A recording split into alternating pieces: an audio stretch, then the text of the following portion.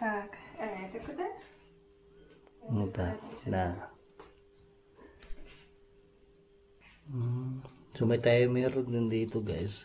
So may 12 hours, may 8 hours, at saka 4 hours.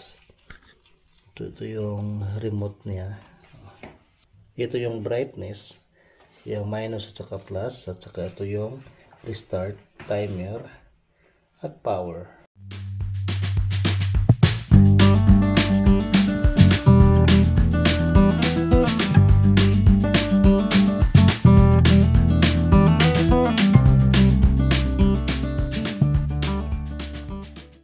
So ito yung remote niya guys. Papakita ko sa inyo kung paano yan mag i-control. On muna natin. So ito yung ilaw niya. So meron siyang tatlong ilaw. Yan, masakit lang sa mata. Merong blue, merong red, at saka ano yung nakita ko kagabi ha. Dalawang kulay lang eh. Blue. So dalawang kulay lang. Blue at saka pula. Tapos yung pangatlo, sabay silang iilaw. Masakit sa mata lang guys. So dalawang ilaw lang. So ito yung kalamansi namin guys. So off muna natin para pwede siyang timer na 4 hours, 8 hours at saka 12 hours. So tapos kaninang madaling araw sinit ni Galina ng 4 hours, tapos umaga na off na siya. So off ko na muna ito kasi umaga pa naman. Dito ko lang sa power. So ito na yung kalamansi. Kasi last week yung bago kami bumili nito, ito hindi pa ito lumabas ng kusa yung dahon niya. Tapos pagbili namin ito, saka naman lumago yung mga dahon guys. Tapos ito sobrang laki ng pagbago, sobrang laki na ng sili namin. Kaso nga lang mayroong isa ditong na matay yung maliit. Pero pag lumaki pa ito ng kaunti, bibilhan namin ng malaking pot.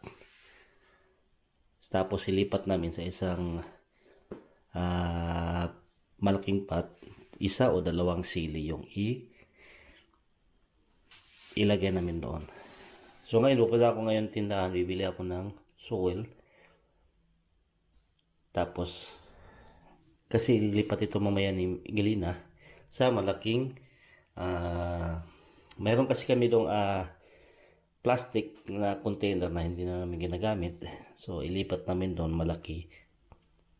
Kasi tingnan nyo guys, so yung mga ugat niya parang hindi siya makaka-expand. So ililipat ni Mrs. pag uwi niya na galing trabaho. Ngayon pupunta akong ngayon tindahan para bibili ng yung lupa. Meron pa pala ditong tinanim si Mrs. na mga bombay Yan, yung makikita nyo yan yung maliit na bombay. Tapos yan, bombay yan So, meron na kaming small garden dito sa bahay. Ayan, try kong yung brightness na sabay ko. Sabay sa ilaw. Yan. Tapos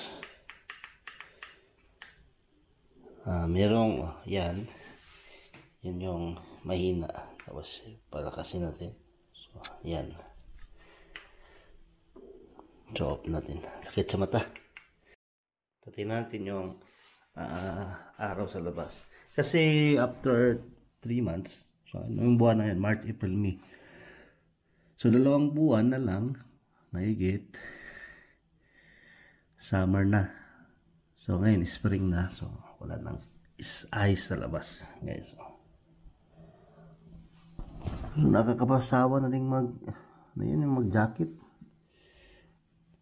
Pwede nang mag-short tsaka t-shirt pag lalabas ng bahay, pupunta ng tindahan. Ayan.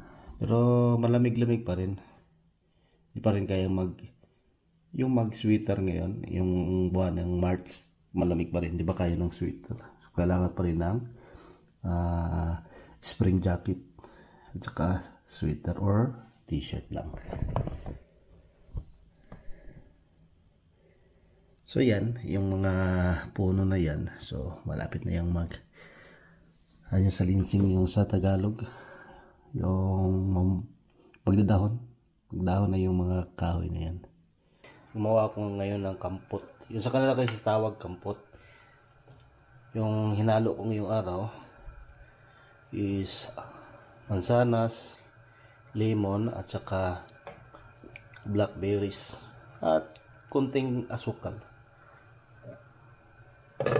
Kasi dito sa kanila apple saka blackberries, lalo na pag summer. Nung 2 years ago, nakakuha kami ni Mrs. dun sa sa forest nila ng sobrang dami ng blackberry.